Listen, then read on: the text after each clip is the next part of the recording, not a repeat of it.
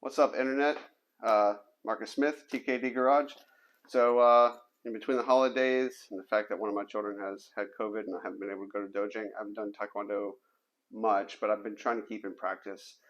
I practiced tonight on my own in the new TKD Garage, which is actually a shed, and I'll show you guys later.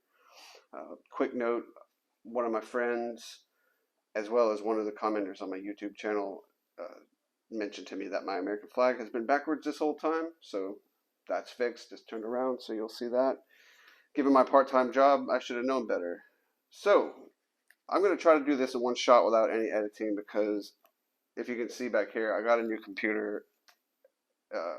It's a PC instead of a Mac, and I'm not super familiar with the editing software that I'm going to use yet. So that being said, what I want to do is a video about studying. You know, there's a physical aspect of Taekwondo, but Taekwondo is a journey of mind, body, and spirit. And where I see people get tripped up often is the mind part, the part where we have to learn terminology or learn about people or learn the definitions of our forms. So I have here my Taekwondo training journal. My American flag's backwards on my journal too. Gosh. Anyways, so I'm going to share with you some study techniques that I use when I'm studying Taekwondo that I think will help. And this is super relevant because we have a belt test coming up soon. So maybe the next couple of times you see me, one of those times I'll be wearing a purple belt, if all goes well. If not, I'm sure it'll still be a great learning experience. Anyway, so we'll start with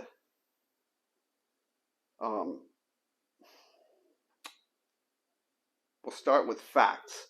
So like on our gold belt study sheet, we have to know who is the president of the United States Taekwondo Association, or who is the father of American Taekwondo, etc., etc. What I find helpful in order to cement these things in my head is not to just memorize them by rote. So like, who is the father of American Taekwondo? That's going to be Grandmaster Jun Rhee. Okay, to me, it was never enough to just know that. I needed to know who Grandmaster Jun Rhee was, so I went out on the internet and looked him up. The same with who's the president of Unified Taekwondo International, Grandmaster Sky Copperwood. Wasn't enough for me to know that. I went out to the UTI's website and read about Grandmaster Copperwood, and he's a genuinely impressive dude. And now I know who that is. And there's some others on here that we have to know. One of these gentlemen I actually met in person. He'll be administering my next test. I even went out and tried to learn what I could about him, and he administered my last test actually, so I'm well aware now. Anyways, moving on, what I see really trip people up is going to be terminology. So like on our blue belt study sheet, there are like 35 Korean terms that you have to learn. And that can be daunting, especially if you're not super fond of other languages or whatever. But in the beginning, we had to learn punch, kick, strike, block. So most of these are names of techniques, and they have punch, kick, strike, or block in their name. So you have that already. But you have things like high punch, sangdan chirugi, or knife hand block, pseudo marki. So what I found it helpful to do is go through here. You'll see a lot of the same words repeated. So like knife hand, pseudo. You'll start to notice that everything that says knife hand in it has the word pseudo. So pseudo must mean knife hand. So we learn pseudo equals knife hand. Okay. You'll see middle in a lot of these. Chungdan. So we learn that middle means chungdan. Or we learn that low is hardan.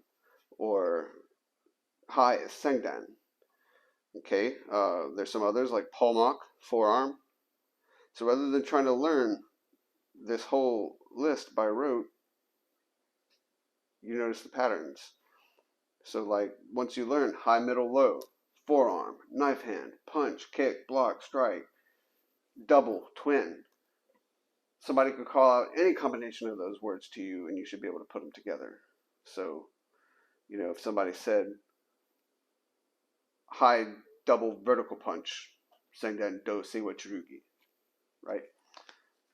And that's how I would learn it. And then the definitions of the forms, unfortunately, there's not a lot that you can do to help with it. Although, going back to what I said at the beginning about learning the facts, learning something more about the individuals mentioned in the definitions of our forms goes a long way towards cementing who those guys were in your head so that you can say something about them when called upon. But otherwise, really, to memorize the definitions that we use and that we have to recite on a test is going to have to be by rote. So just take it a chunk at a time. So anyway, yeah, that's my guidance on how to study Taekwondo. If you guys have any tips, leave them in the comments below. See you.